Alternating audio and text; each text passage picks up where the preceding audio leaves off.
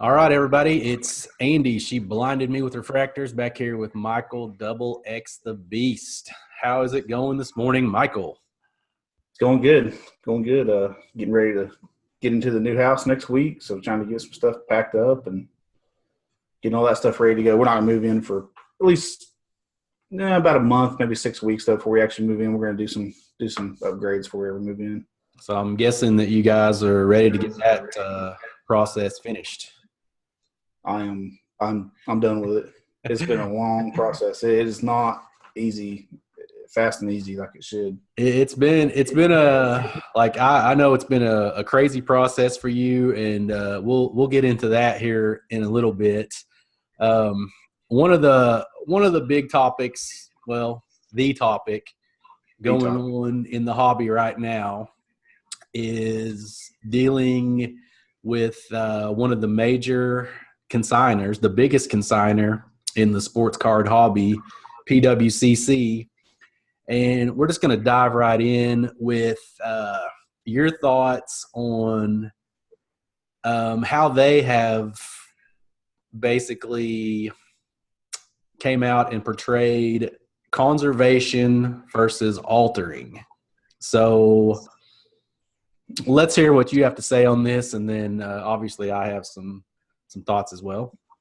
Well, the first thing you'll notice that keeps happening is they refer to asset. They keep calling the cards assets. They're cards. I mean, you can call it asset, I guess, if you want, but it's a card. Comes out of a pack. It's not a piece of fine artwork like they want to portray it. We're fine artwork is hand painted or something like that. So when something's cleaned on those or changed, the big auction houses, they typically disclose that. It's no different than if you have a classic car and it's been restored or something like that. We're talking about a baseball card, a basketball card, football card, and using the word conserved, which is I absolutely hate that terminology. I hate. I don't even like using the word hate, but that's how I feel about it. It's altered. I mean, just call it what it is. It's altered. It's been changed. And one thing that I kept noticing is they say, well, if you're taking it back to its original state, that's conservation or that's conserving it. How the hell do they even know what its original state was on cards that were from 1930s? They weren't even alive at that time. Can you show me a scan of that card from 1933? What it looked like when it originally came out of a tobacco product or a gum product or something like that. No, most people that are collecting now weren't even alive at that point. I mean, so that whole terminology and shifting it to meet with their financial gains, I have no use for it. I mean, if I'm buying a card and somebody sells me something that's been altered and they know it was altered or they have a feeling it was conserved and they don't disclose that, that's fraud. I mean, point blank fraud. They are selling me something that is supposedly authentic and unaltered, and then you find out it is. That's wrong. I mean, at the end of the day, it's just wrong. And to your point, you and I both busted a fair amount of packs throughout the years, correct? Absolutely. So we know that all of these cards, they don't come out perfect. No. So when they say they're returning it to its original state, are they saying they're returning it to the state that they feel it should have been? That's exactly. You're exactly right. I mean, if a person was to open, let's pick out one of the popular, say 86 Fleer, right? You and I both open packs of 86 Fleer. I mean, what's an average grade on one card coming out of the pack? A 7, 8, maybe? Yeah. It's kind of average. That's my opinion. And then so you take that 7 or 8 and you trim off a fraction of an inch off of an edge to make it centered a little bit better and also fix some chipping, and now all of a sudden it's a 9. You didn't restore it to its original state. You improve it, and that's altered. Yeah.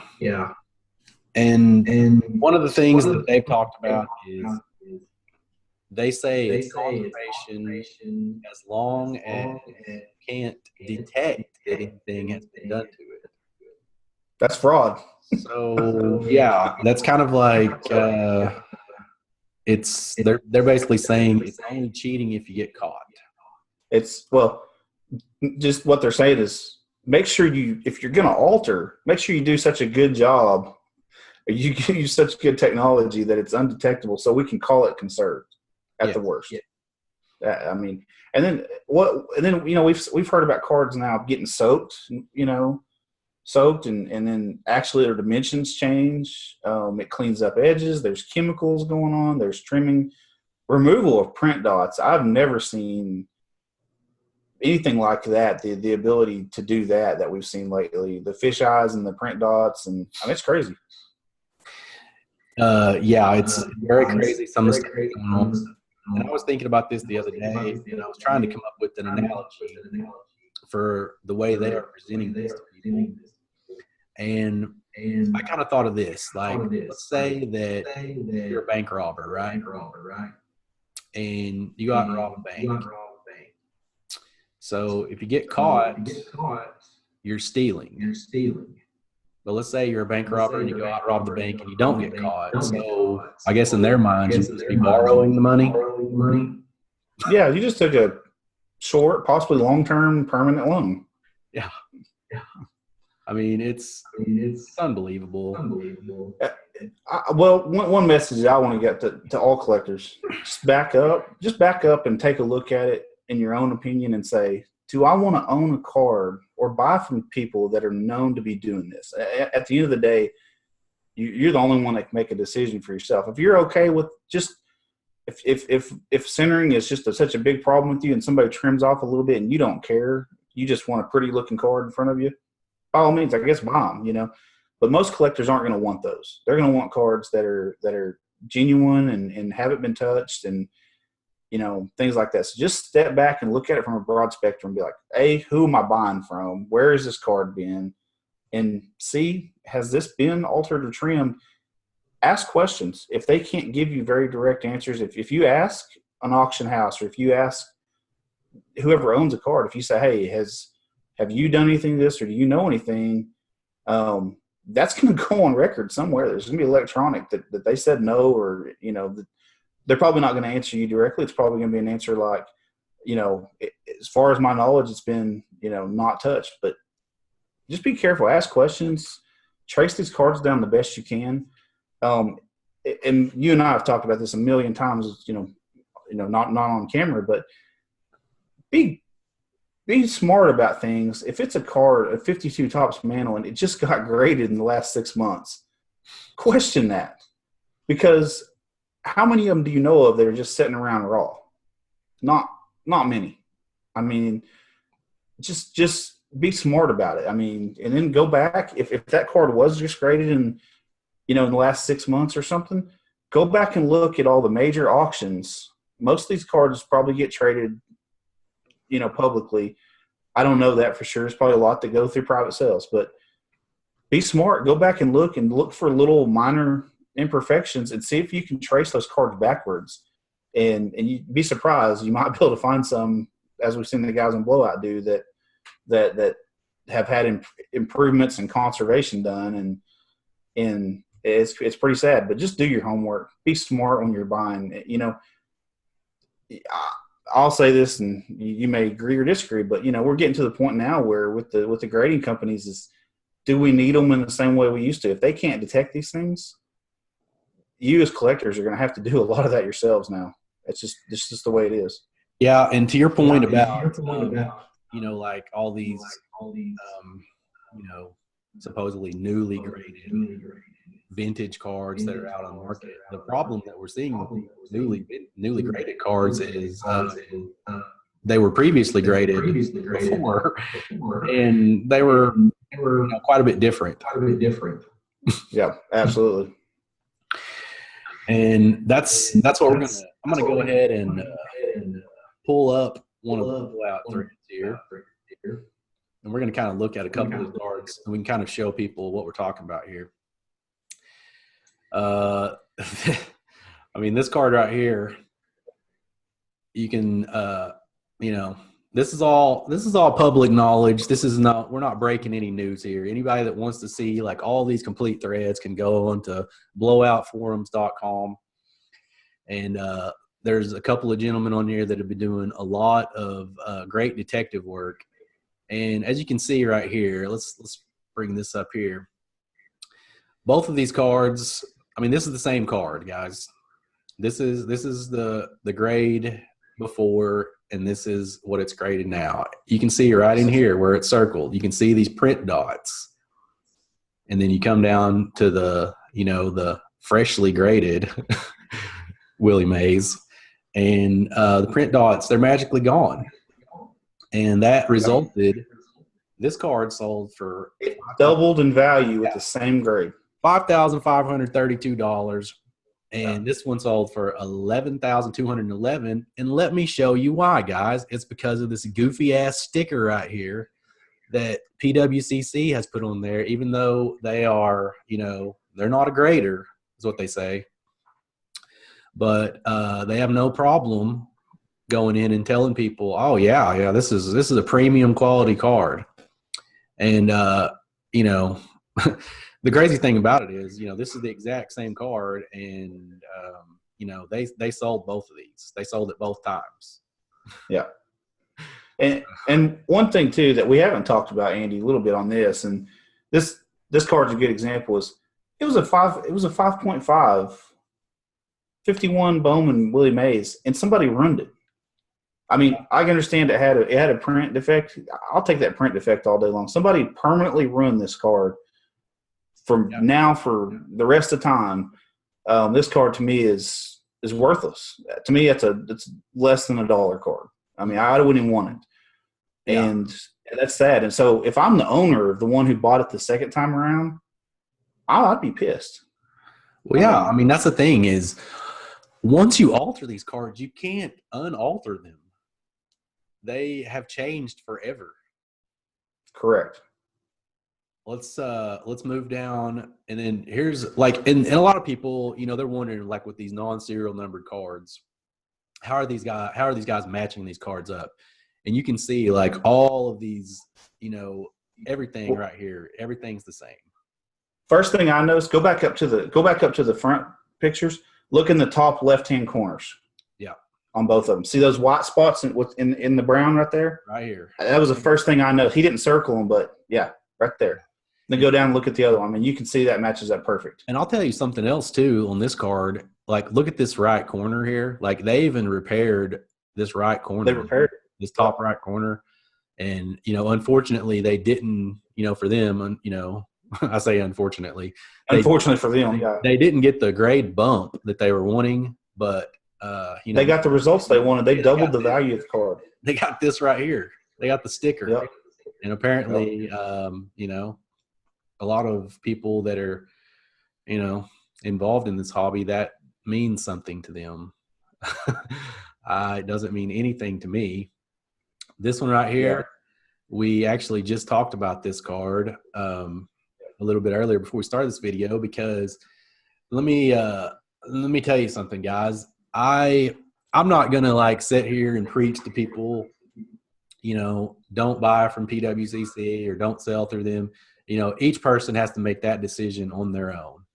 But this right here is a reason that I will no longer be buying from PWCC, because this card right here, I was actually looking at buying this card just a couple of months ago when it sold on March 12th. And boy, am I glad I didn't, because it is this card.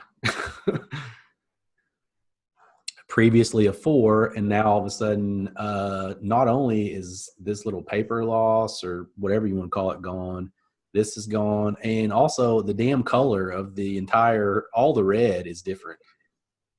It's just brighter. Yeah, it's a lot brighter. Look at the borders. Look at how the borders have been like almost bleached, or some kind of chemical has been applied. And once again, this card sold by PWCC, as was this one. Under a year ago.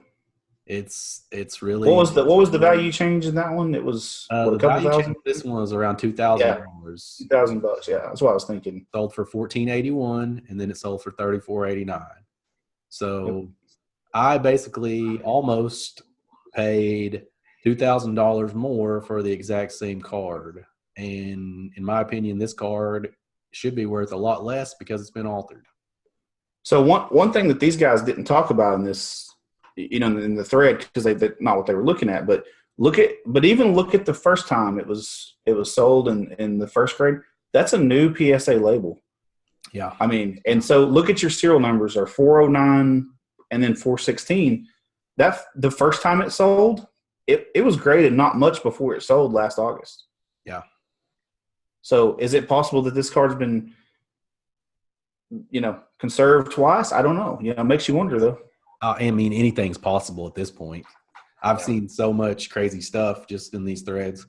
Let's see if we can find another card here. I think we had another. Yeah, oh yeah, this one. Yeah, the Bob Cousy. Yeah, this one gained a tremendous value.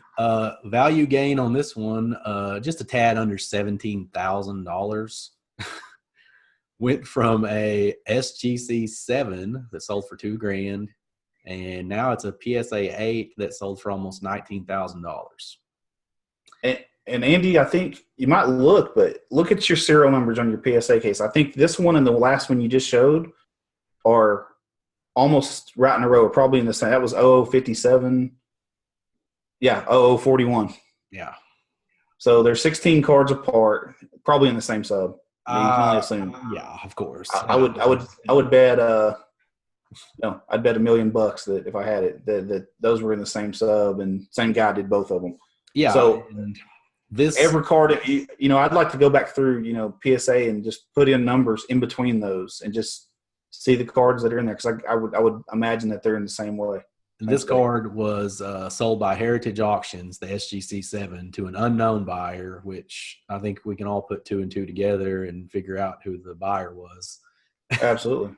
And then, same card was sold. And just look at the timeline here. It was sold for $2,000 on July 20th of 2018. And by December 10th, 2018, just a cool $17,000 profit. Yeah, 4.5, 5 months later, it's magically, which, it's only got a 0.5 bump, but just look at the things they fix are just eye appeal things. And then there's your sticker. I mean, it's there you go. Pretty sad. Yeah. And this one right here, boy, this didn't get the premium quality. This got the high end, which, what is that? According to them, that's like the top 10% in the hobby, which is pretty amazing that they can come out and say something like that, because I'm just going to go out on a whim here and say they haven't seen every copy of this card that was ever produced. So I don't know how you can say this is in the top 10%. No, yeah, I agree. And go back up and look at the card at the front of it. Yeah. If I'm buying this card, what the hell is wrong with the SGC 7? Like of that card, what is wrong with owning that and just keeping it the way it is? It's money. There's nothing wrong with this. Like, if you're a collector, I think you would be perfectly happy with this card. But absolutely, no doubt about it. This unknown buyer up here, he's not buying these cards to collect. He's buying them to make money, conserve. Sure. Yeah, strongly conserve. Yeah. He is big into conservation. Yes. Here's our next one here. The color on this one, just. Yeah. Once again, and of course that one, I know PWCC upgraded some of their scan technology over the last year, so maybe it's the scanner a little bit, but that color to me just looks a lot better. I mean, overall. It's just completely different. I mean, but once again here, you look on the back, and you got all these marks basically that tell you, hey, yeah, this is the same card.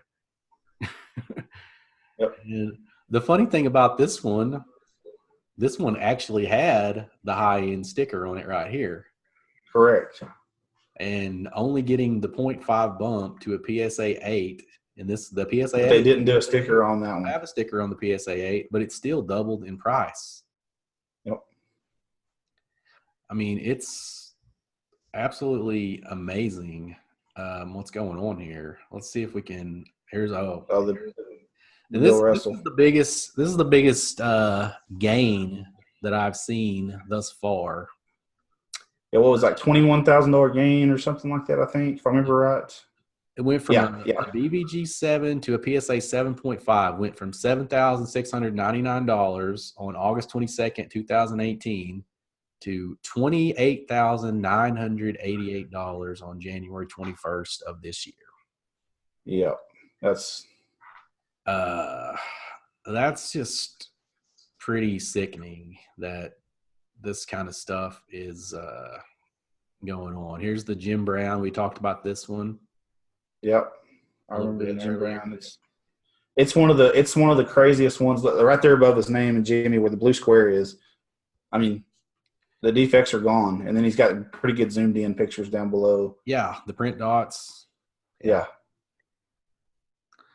I mean, and this card right here went from a 7.5 to an 8. I don't see where the price differential is on this. Yeah, it was only when the Corn Dog username was doing it. Super Dan, I don't think he put the amounts on there, but what was wrong with the 7.5 of that card? It's such an awesome card, iconic card, and you just run it. Yeah, I mean that's essentially what is going on here. Is all these great cards are being ruined. This has been a popular set for this guy to work on, conserve. He's into conserving. This set that has all these historical figures. I mean, when you got history like this, you really want to conserve it, I guess, right? You do.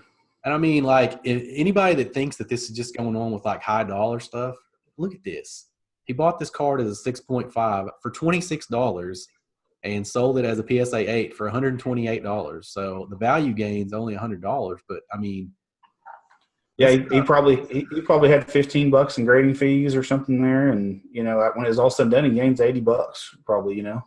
Yeah, I mean, these people, and we're talking about this. This is just like one person's conservation, but there's several other guys that are out there doing this. This is the one that's primarily being discussed in this particular thread. But yeah, I mean, like, anybody that thinks, it's just the high end stuff, the stuff I'm buying, it's not affected. It might be. Well, it is, and for that reason, people don't look at them as hard. They're sliding right by. I mean, if you're going to trim a $26 card, I mean, yeah, I mean, I don't know. You'd have to only be buying some super, super low end stuff to not be affected. I mean, it'd have to be stuff that, wouldn't even be worth grading. Correct. Unbelievable stuff. I mean, it's unbelievable. And, I think everybody keeps waiting for, something to happen here. And I definitely do think that something will happen because this has just absolutely exploded to the point where I don't think that they're going to be able to just brush this under the rug. Do you? No. I mean, and honestly, you shouldn't. If you're whether you're an auction house, the grading companies, the big auction houses, and eBay ones also, any of them, anybody that's involved with selling or grading or anything, you might as well get it taken care of now and get the people who are doing it taken care of and get them out of the hobby, because if you don't, every day I can promise you they're sitting there doing this is their full-time job at this point. Oh my gosh, it has to be. I mean, if somebody can gain over 20 grand on the Bill Russell and stuff like that, I guarantee you they're buying these cards in volume and bulk, and that's what they're sitting there doing all day, and so I don't know if it takes legal action. I don't know if it takes just people continually doing detective work and calling them out. I appreciate those guys on Blowout posting that stuff. absolutely. I know not. I mean, I can appreciate them for a couple of reasons. I don't know if they don't have a life and they sit around and do that all the time, which, hey, you know, if that's what they do, that's fine. Because a lot of people don't have the means or the time or anything to go in and really dig that deep. And so when you see those things, you're like, well, me being me, I kind of think they're probably only catching 1% of it. Yeah. I mean, you know, there's more. There's always more. You know, there just always is, and so it's a sad thing to me, especially with cards like the 52 manals and stuff. I mean, why touch them? Just put them in your safety deposit box and let them gain value over the course of a 10-year period. But these guys aren't worried about 10 years. They're worried about a month to month and gaining value right there on their own by changing things. Yeah. And like I said, you know, everybody out there, whether you be a collector, investor, whatever you may be in this hobby, seller, it's up to each person to decide whether or not they want to continue to deal with PWCC. Like, I mean, like primarily in the past, like I know that I've personally had them sell several things for me, and you know, I was pleased with the results that I got on those sales, but I cannot I can't use them anymore. After seeing this, like, you know, if you would ask me, you know, even 2 or 3 weeks ago, I probably would have given you a different answer because, you know, there wasn't the same level of just the volume that's came out recently. Volume. Yep. And then I have no problem stating that anything that PWCC has came out and said about this since it all started has only hurt their brand and their credibility, in my opinion. It definitely has with me anyway. Like I can't speak for others, like how they felt about watching Brent's interviews and stuff that he's done, but completely turned me off. He came off as arrogant. He came off as trying to change things in order to benefit his business instead of, like, you know, taking care of the problem. He just wants to adjust to where it's going to be okay for them going forward. That's just my opinion. Everybody can have their own on that, and, you know, do what you do. But I'm staying away from them. And I agree with you on pretty much all of that. You know, I've never sold with them. I've never had them sell anything for me, but I've probably bought 25, 30 Grant Hill cards over the last 4 or 5 years, you know, and never had a problem. They were always great to deal with. But, you know, I'm going to do my research on those cards when I buy. I know what I'm looking at. That's what I tell everybody. Just research. Do what you can to, if you're going to bid on one of these. But like the Jackie Robinson, you would have never known about that card. No, I mean I would now, but at that time you would have never thought it. No, it's really sad too, because they have so many great cards that come through their auctions that I would really love to add to my collection. I'd love to buy, but I just cannot do it at this point because I would always question that card. That's exactly right. And the other thing too is most people that send cards to PWCC, they're just collectors who are selling cards, using them because they do get good results. I mean, probably not doing anything wrong.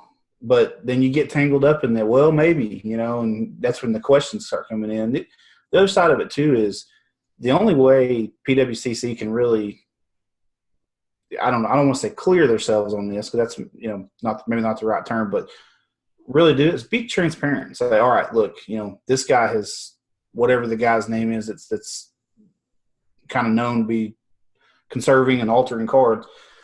You know, come out and say, hey, look, this guy has sent us 300 cards over the last, you know, 2 years. You know, this is, you know, we're investigating it. Be more transparent. When you're not transparent, you look guilty. It's just point blank.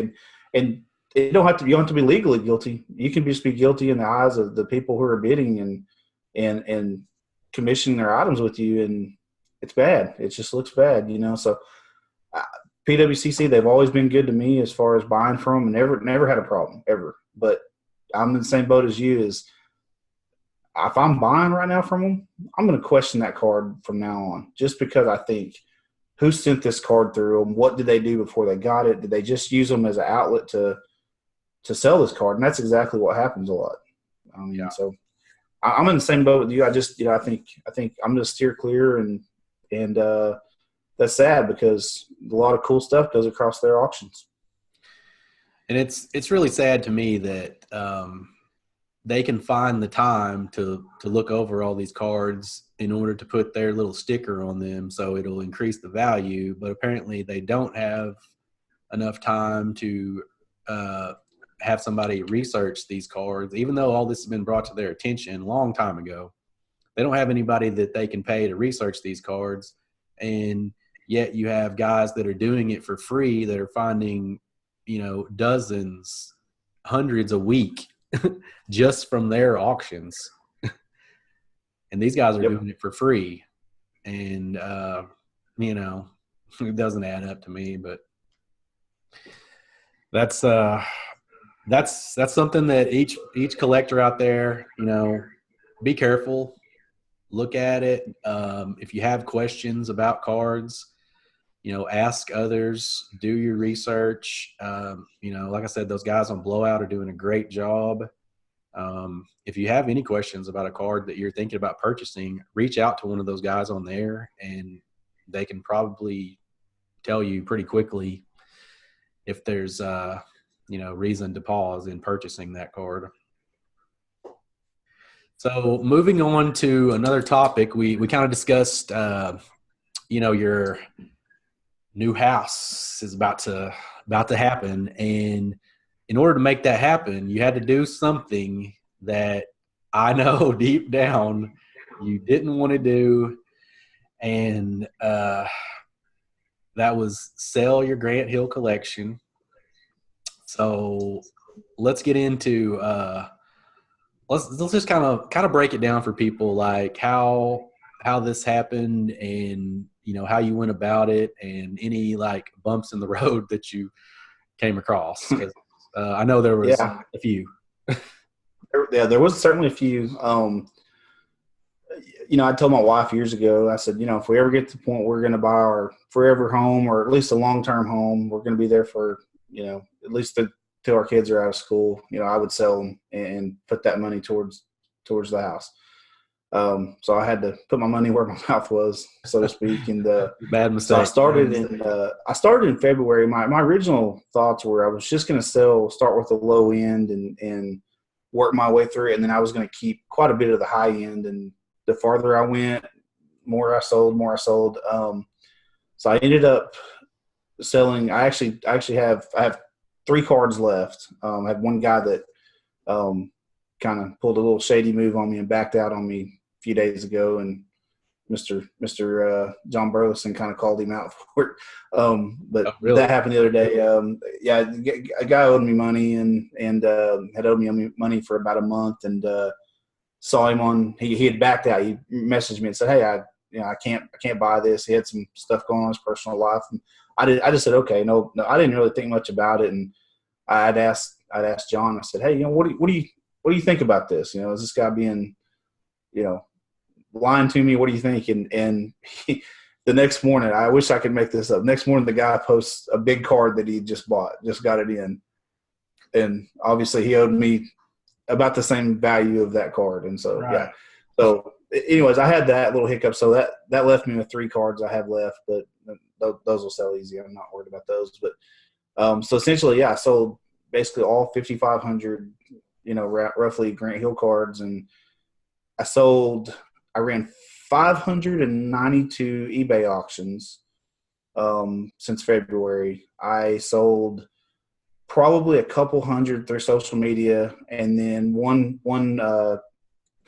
big collector, he's a private collector, so I'm not going to name his name, in New Jersey, bought the entire remainder of my collection, most of my high-end stuff. Some of the stuff I was going to keep, he came in and made a huge offer, and he actually ended up spending almost $50,000 with me, buying the rest of my collection. So he got a ton of my stuff. It was a it was a long February, March, and April, and then on into May here. Just almost 4 months here selling just to get everything gone. And I was trying to keep up with it in weight as I was sending, because I was curious how many pounds of Grant Hill stuff I had. Yeah. Last I figured it was somewhere around 300 pounds of stuff that I had shipped out, which is just ridiculous. But the snags you were referring to. So first off, PayPal. That's the big one. So I will anybody who's thinking about selling your collection or really getting into selling, before you do it, call PayPal. Switch to a business account. If you just have a personal account, switch to a business account.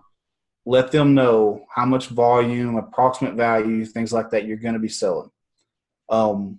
Because I didn't do that. I didn't even think anything about it. I was selling most of it through eBay at the time. Once I went over that $20,000 and 200 item max that you can do for a personal account per year, they shut my account down, locked it down. And at the time, I had $35,000 in my PayPal account, and I used the word threatened. They told me threatened that they were going to hold my money for 180 days until any type of chargebacks had went through. I think I sent you the screenshots of everything they asked me to do. It was crazy. I mean, I had to go back years. They wanted proof of ownership on the cards that I had sold. So not only did I have to prove that I had shipped them and all that stuff, which that was easy. I do everything electronically anyways. I also had to go back and prove where I had purchased the cards. Some of them I had done in cash. Some of them I had bought at shows. Some of them I had traded for. Some of them I had bought in huge collections. It was a nightmare doing that. So if you get to where you want to sell your whole collection, think about that. And then also, that's where the auction houses they're good to, sell some of your items. But I knew I could do it all myself. And so it wasn't a big deal. It took some time and elbow grease. So finally they end up releasing all my money to me except for $5,000. They're keeping a $5,000 reserve on my account for 180 days, that I don't get that money for 180 days because they want to make sure somebody doesn't go back and do a chargeback. Wow. So and I wasn't too worried about that. That's fine. That wasn't a big deal, but to keep the entire amount, that was going to be just crazy. That was probably the biggest hiccup. It was a major hiccup I ran into. And then some of the little things, just people not paying me when they said they would, like I mentioned. I screwed up. I completely screwed up. I double sold a card. I mean, flat out. A guy had hit me up, and we had talked about a card, and he was about a month away from being able to pay. And at that time, it was one of the cards that I was going to keep, but he talked me out of it and everything. We'd come up to a deal. I didn't put it on my spreadsheet. I totally forgot about it just because I had so many cards coming and going. And the guy in New Jersey that bought my entire collection, I priced that card in with the whole deal, didn't even think about it. And I double sold a card. And so I'm trying to make that right now. And I don't think I'm going to be able to do much about it. It's just, it's just a major screw up on my part. And, so if I get called out somewhere for double selling a card, I absolutely did. If I can come on here and, be honest about it, I don't mind doing that. But, that happened. And then just the emotional distress of selling. I mean, it's, I did not want to sell them. I still wish I had them. I'm already trying to look forward to 3, 4, 5 months down the road after we get moved and everything, where I can start buying the next collection, whatever that is. I don't know. I don't think I'll collect another player, at least not to that degree. I'll probably just collect what I want. Definitely gonna do some sealed boxes. And I may pick out a baseball player and kind of do a 90s and 2000s collection for one of those guys. They're a lot cheaper. But one thing I'm not going to do again, ever in my life probably, is deal with that much volume of low end. Yeah. I enjoy looking at it, but my gosh, the quantity just people don't understand until you have it, and I just don't want that again. So I probably won't collect much under maybe couple $100. I just don't think I'll buy much under that range. Yeah, and I understand that. I've tried to get away from a lot of the quantity myself, just because if you really like to look at your cards and enjoy them, I mean, you have like 5,000 Grant Hill cards. How often are you going to look at those? Not very often. I mean, you're gonna actually look at the same ones over and over, the ones that you really enjoy, you really like, and That's exactly right. Yep. that's kind of the direction I like to get to at this point. So yeah, that's some crazy stuff, man. I never thought that the Grant Hill collection would leave your possession, but that's what happens. You have a family. You've made these commitments and promises. And I only have my youngest kid will graduate in 5 years. So I've got they'll be back to back 4 and 5 years. I'm going to be like the age you are right now when both of my kids are out of school. That's pretty old. Well, you are pretty old, but I'll actually, matter of fact, here in 4 or 5 days, I'm going to be 37, and I'll be 41, almost 42 when they both get out of school. And I'm going to have plenty of time to collect and do things. So, it works out well. It kind of makes you sick just realizing how, I don't want to use the word great, but it was a great player collection that I built, and just being able to find all those cards, and you can't, I probably will never be able to duplicate that in my lifetime. Well, and at the end of the day, you and I have talked about this before, like, because I've had different points in my collecting life where I've changed focus. So you've been collecting one thing heavy, and you kind of get burned out on that, and you want to collect something else. Once you make that first sale, like if you're breaking up a set or a collection, it just seems like that just kind of like makes it easier from that point forward. But yeah, making that first initial sale, boy, it's tough. It is, but at the same time, we've also talked about this off cameras. I don't ever want to collect off a checklist again. I'm not a set guy, and really collecting the Grant, building the Grant Hill collecting was basically like having one of the biggest sets that you could do. I mean, that's basically what it is. It's collecting a set, except for it's a player. And I don't want to collect like that again. I just want to be able to, if I see a card I like, and or be able to project ahead and think, okay, next time one of this specific card comes up for sale, I'm going to go for it.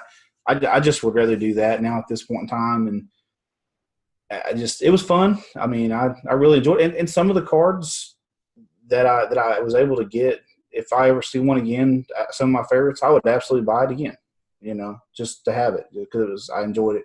Some of the cards I never got to own, if I see those, you better bet I'm going to be bidding, because I just never got to own it, even when I had all the cards, and so there's still some that I just, even if I only own it for 6 months, a year, a couple of years, I'm going to try to get it. But never again. I don't think I'll maybe build a collection to that degree, of one player or one set or anything like that. My heart's just not in it now after selling all those. Yeah, I think a good thing for you to collect would be like you could pick like a vintage player, like let's say Ted Williams, for instance, and let's just say you pick out like one, like your favorite Ted Williams card. Like let's just say, for instance, like it was a 58 tops, and you collect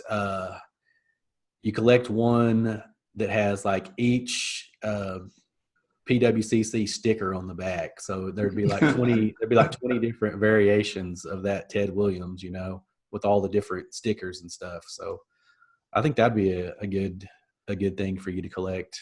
What do you think about that? I guess I could do that. That would be a little bit strange, but it'd be one of a kind collection, I guess.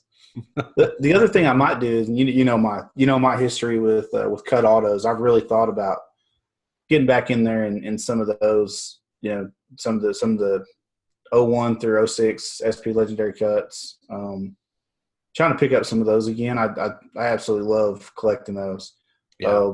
I could definitely get back into those, and maybe just get some of the higher end guys, some of the rare ones that I never got to own.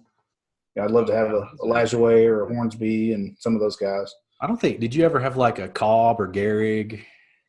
Never had either one of those guys. No, I had Jimmy Fox, Mel Ott, Pie Trainer, Al Simmons. Those are probably some of the better guys. I had a 1-of-1 of Sisler, a 1-of-1 of Lefty Grove from '03 Legendary Cuts. What else did I had quite a few really low numbered ones, and but I never had Garrett, Cobb, Hornsby, Lajoie. Still a lot of guys that I would definitely enjoy having. Yeah. Oh, those are so much fun, those cards. They just look good. They just display well too. And I think I keep bugging you about this, even though I kind of know the answer is, I keep bugging you about, hey, are you going to be able to go to the National this year?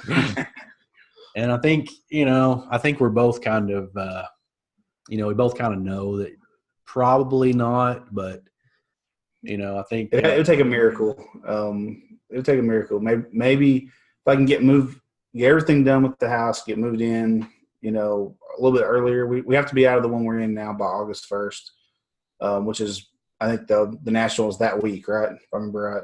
Yeah, it starts like on the 31st. 31st, yeah. And so if we could get moved into our new one completely moved in by mid-July, maybe I could go, but it's probably not going to happen this year. Then next year, I got to go. I have to be there. Well, it should be a lot of fireworks this year, I would say. It could be quite explosive. There could be a lot of bodyguards and law enforcement around for sure. So last thing I think we were going to talk about today is the NBA playoffs. We've got the NBA Finals about to start this Thursday. I'm kind of actually pleased to say that I picked the Toronto Raptors before the playoffs started. I picked the Raptors to win the whole thing, so I have hope. How are you feeling about the finals? I picked the Eastern Conference Finals, correct? Between the Bucks and Toronto, I kind of thought that's how it would go. I thought the Bucks would beat them, and I liked Toronto better, but I just thought the Bucks were kind of in a better place to win, just because of the Greek Freak. I thought he would dominate a lot more, but it turned out it was Leonard. Anybody that knows me or talks basketball with me knows I'm a huge Siakam fan. For Toronto, you already know that too, and I know you are too. But I absolutely love the way he plays. This is going to be one of the better matchups for him. I don't know if Draymond will be on him. I don't know how they're going to do that. But I think if there was a team that can wear down Golden State just with the way they play, it's Toronto. A lot of good two-way players, and that's something most teams don't have now. And Toronto's got 3 or 4 of them that can really defend and play solid offense. And then, look at their bench. Van Vliet. He's been shooting the ball phenomenal lately. He played so bad up until these last 4 games. It was just absolutely. And then he turned it on. He turned it on. He's been lights out. And he's shooting the ball. And so, you still got Lowry's a tough matchup for Curry. He can play physical. He can do a lot of good things. So it's going to be a lot better series. And if Durant doesn't play, it's going to go. I think it's going to go down to the wire. Well, and it's interesting because I think I saw this stat, like since Kevin Durant has been in Golden State, I think whenever Curry plays and Durant doesn't, they're like 32-4. Correct. Yep, I saw that the other day. Which, you translate that over to a full season, that puts you on pace to win 73 games. So, are they a better team with Durant? Yes, but do they really need him? No. No. They don't. They don't. But in a series where you've got to play against a red hot Kawhi Leonard that can absolutely get Klay Thompson into foul trouble, and also he can lock him down. Durant's going to matter because of Leonard. Yeah, and it's not even so much that they're better or worse with or without Durant. It's just they play so different. Yeah, Like they played a lot different before they got him. They moved the ball more. move the ball. Oh yeah, and it. They're really good either way. I'll put it that way. Yeah, they are. Oh yeah, though they are. And but you know what? With Durant, they've been. I mean, the last 5 minutes of a game with him in there, God, it's tough. It's tough to beat him. And there's been a lot of talk lately about his legacy. I hate to use his name even. His legacy and let's just put this scenario out there. Like what would happen? Let's just say that he doesn't play in games 1 and 2 and Golden State goes out and wins those games without him. And then let's say he comes back and Toronto ends up winning the series. What does that do for like his legacy? And we already know anybody that's ever, we had him on our team for almost 10 years. And anybody that's been around this guy for a long period of time, he's got a lot of he's a head case insecurities going on. And what would happen, like let's say if that scenario played out where they won the first 2 games without him and then he comes back and they lose the series? Well, I think Golden State as a team, they definitely don't even try to offer to bring him back. I think that would happen. I think you'd have some pretty upset teammates, and I think the dismantling of that team would start. I think that would be just so devastational to that franchise, because I think Klay Thompson, maybe they don't get him back at that point, But I think at the end of the day, it definitely legacy-wise for Kevin Durant, it would make him a laughing stock. Right now, they've won enough, and it's been enough time removed from him leaving Oklahoma City to now, where he's not really a laughing stock now, but he's not really prized as the player he was. He's just kind of in the middle. He kind of gets lost now. It would definitely push him back to that negative side very quickly.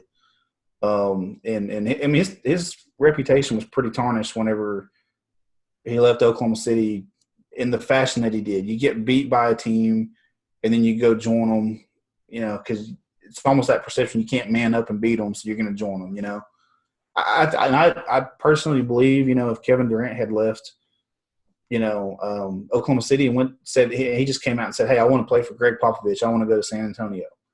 I think a lot of people the backlash wouldn't have been near as strong if he just would have came out and done something like that. It would have been completely different. But just because of the way it all handled, I think if they lost in that fashion this year, I think what a perfect fitting end to his time in Golden State. I would just kind of laugh about it, just because I think it would be just a perfect ending for that, 3 or 4 years he's been there, however many years he's been there. Yeah, and when it comes to like, forgiveness and stuff like that, like I view it differently as far as like with people versus like sports. Like, with people, people are going to, you have friends, family, whatever. They're going to say things, do things. Eventually you get over it, you forgive them. With sports, to me, it's different. And to me, like, he could have been forgiven, like you said, if he would have went to one of those other teams or something. But he went to the one team that, in my opinion anyway, was unforgivable. I agree. I mean, look at LeBron. LeBron's a great example, because he left in maybe the most horrible fashion ever. the way he left Cleveland with doing the decision and and all the hoopla that was around that. And when was that? 2009, I think. Yeah. He left in a terrible manner. Cleveland fans were very upset, but it's not like he left and went to a rival that had just beat him or something like that. He went to Miami. I get it. People want to live in Miami, and then he came back and they forgave him pretty fast. He brought him a championship. If Kevin Durant tried to come back to Oklahoma City, you would not see the same reception. It would be a very negative reception. And quite frankly, I think a lot of people most people would not have any faith that he could deliver a championship or anything like that because he didn't do it the first time around. I mean, he was on a team with Russell Westbrook, Serge, James Harden. We had a lot of good players come through there at different times. Reggie Jackson, when he was still playing good, I know he's not the same player now, but we had some good players that came through there. And Durant really folded that last series. I mean, when Golden State beat us, I mean he folded like a lawn chair. And I mean, and then he turns around and a month later he's on their team. I mean, it was a bad decision on his part, but at the same time he's won 2 championships after that and got a chance now to win number 3. So how are people going to view that? Like, let's say if Golden State wins this championship and he doesn't play in the finals, are people still going to be like, oh yeah? Are they going to be bragging like, yeah, he got his 3rd ring and all this? I mean, how many rings does Ray Allen? How many rings does he have? And towards the end of his career, he was kind of a rotational guy, and he wasn't really a main player. I think at the end of the day, people just hear 5-time champion, and they kind of forget about maybe one finals when you've won that many. Durant would have 3 at that point in time. I think you kind of lose sight of how he performed in one finals because he's got 2 finals MVPs, right? Yeah. So I mean, he's performed very well in the finals. I don't think that part of it would tarnish him because he did play very well in the regular season, and I don't think that part really affects it. But if they lose, it's going to be questions on Durant couldn't stay healthy. There's going to be some negative, backlash if they lose. If they win, I don't think people even notice it. See, I think it actually looks worse for him if they win it without him than if they lose it with him. Yeah, I see that point too. Yeah. I don't know. I tried to think about this earlier. Like, has there ever been an NBA team that won the championship that did so without their quote unquote best player? I mean, can you think of any? No, definitely not to that degree. I mean, I'm trying to think of.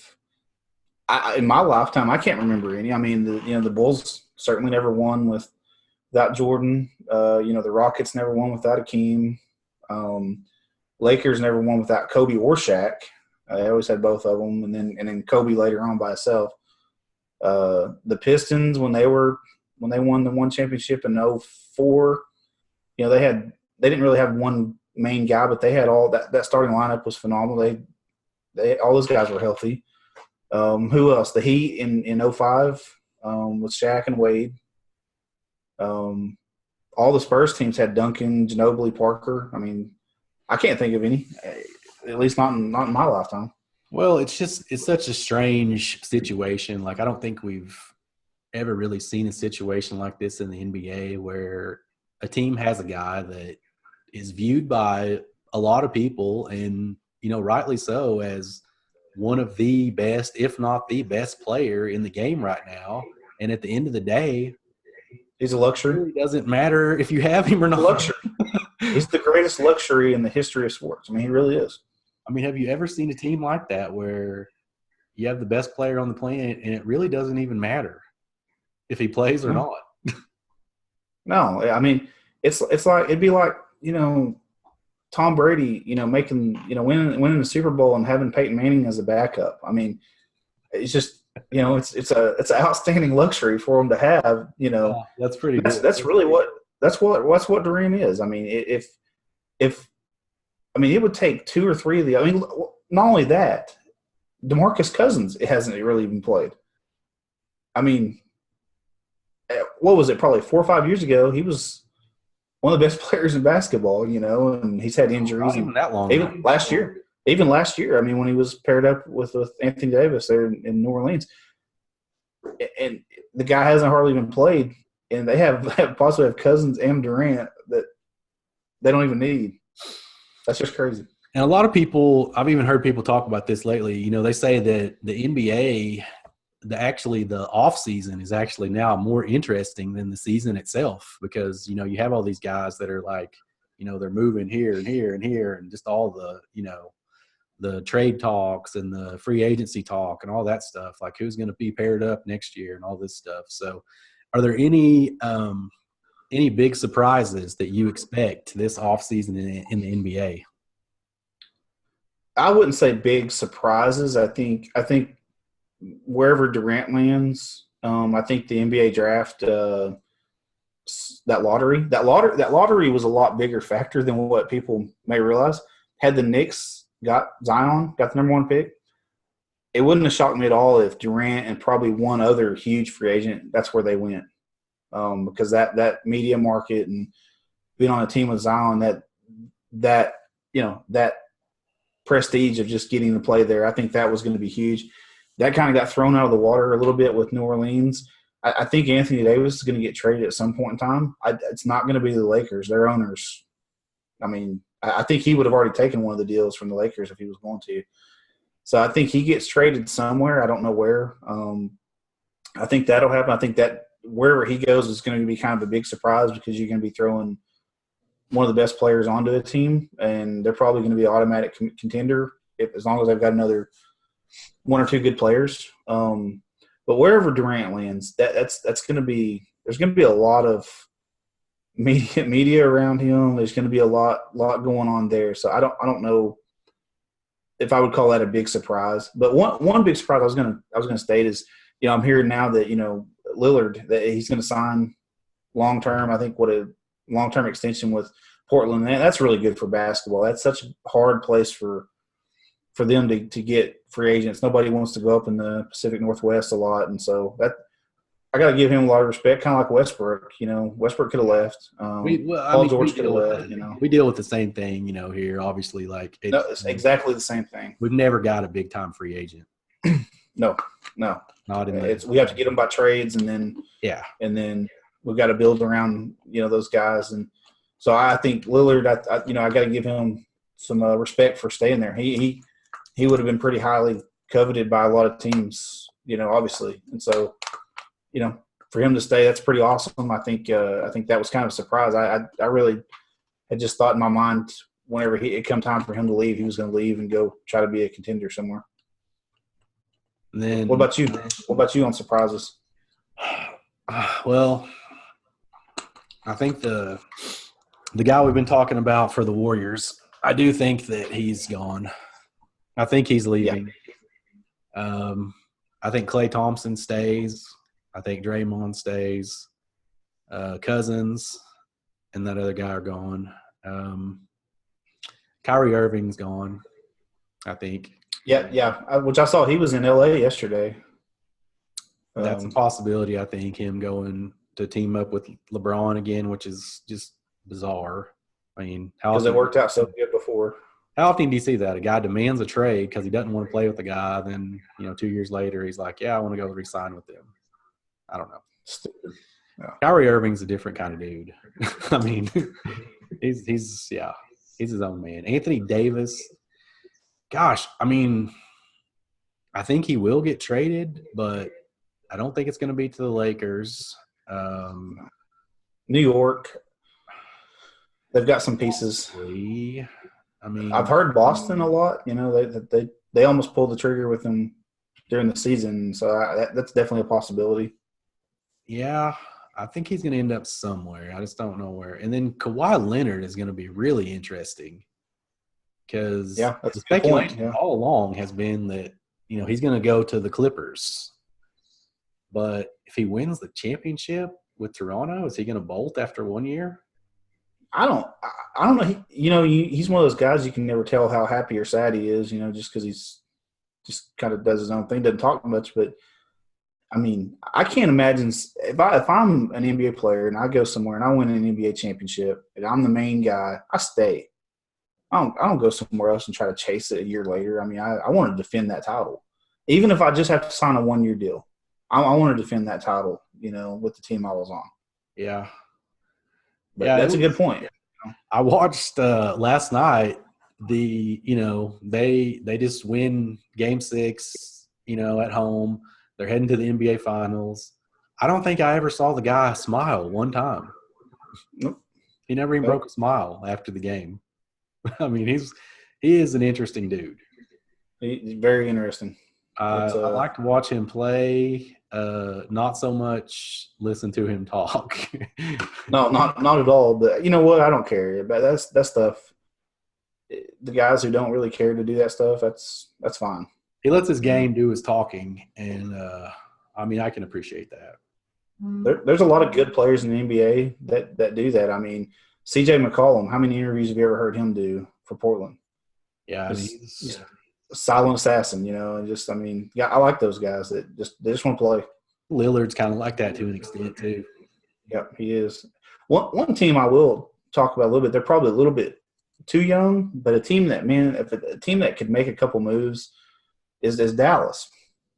Just because I'm where I'm at, I hear about them a lot. But Porzingis and Doncic and some of the guys they've put around them, if they could just get a little bit more athletic and stuff, that's a team to watch out for the next 3, 4, 5 years in the West.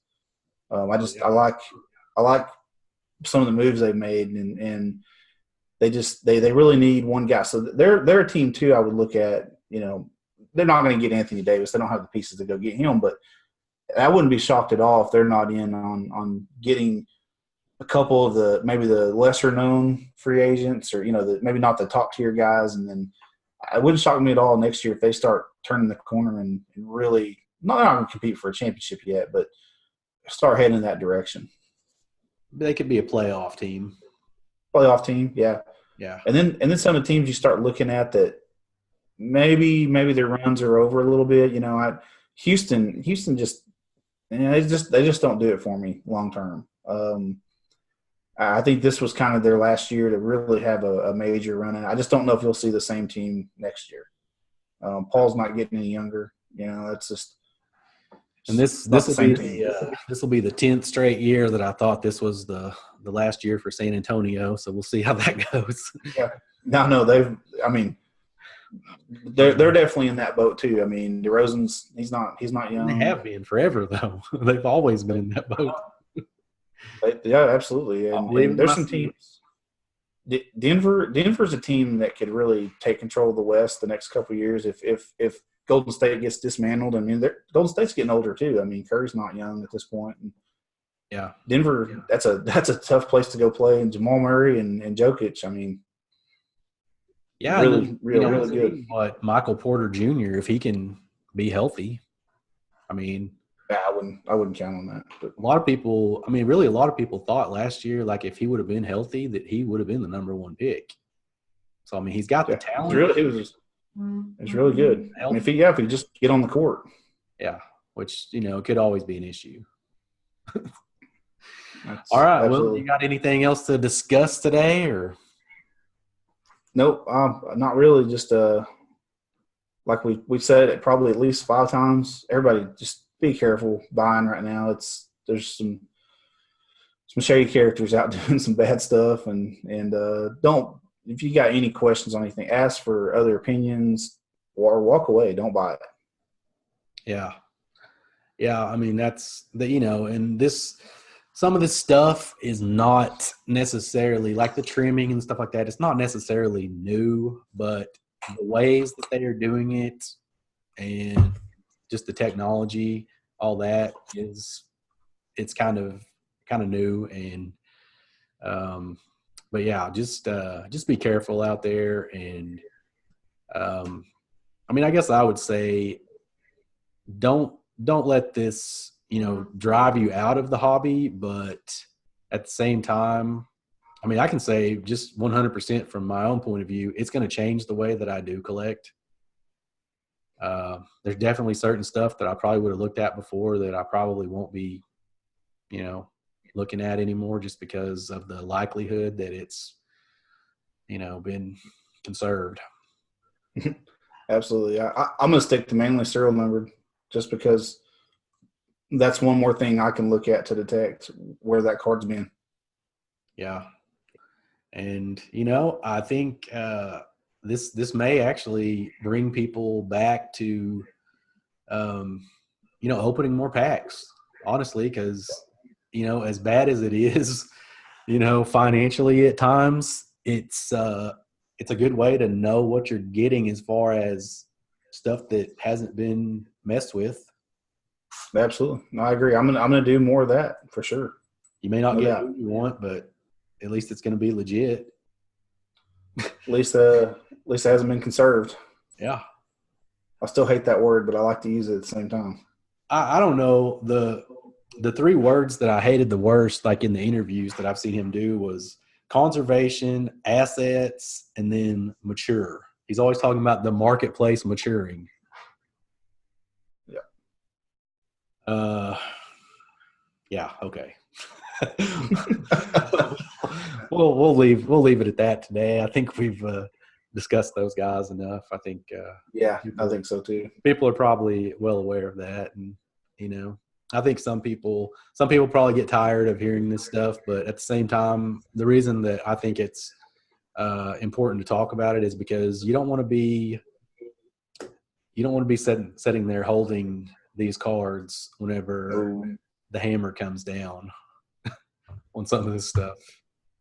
No, I absolutely agree. And these big time collectors that are buying some of these cards, man, I really hope they're putting their foot down, and I hope they're being forceful about ensuring that shady things aren't happening. I mean, I know we're kind of getting back into it a little bit, but the 58 tops, Roberto Clemente, what was that one graded? A PSA, was it 8.5, I think? It was an 8. It was originally a SGC 7.5.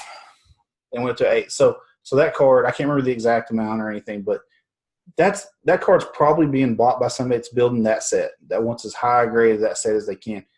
Well, those guys that are spending a couple grand on just a base card of somebody, it's not their rookie year, it's not, nothing like that. They've probably got pretty impressive collections. And if they have enough of these cards that are, fraudulently sold to them because they've been altered, I hope they're really letting their voice be heard, that it's not okay. Yeah. Because those are the ones that have traded, tons of money for some of these cards. They're the ones that are really going to get their point across. Yeah. And I think it's kind of like at the end of the movie Tombstone, where Wyatt Earp tells them that he's coming. Mm-hmm. And all hell's coming with me. Yeah, I think some of these guys better lawyer up because there's going to be some people that, like you said, in that high end market that are going to be stuck with a bunch of this bad stuff, and they're not going to be happy about it. No. And why should they be? Yeah. All right, man. Well, thanks for hopping on here today, and we will talk to you guys soon, okay? Later. Later.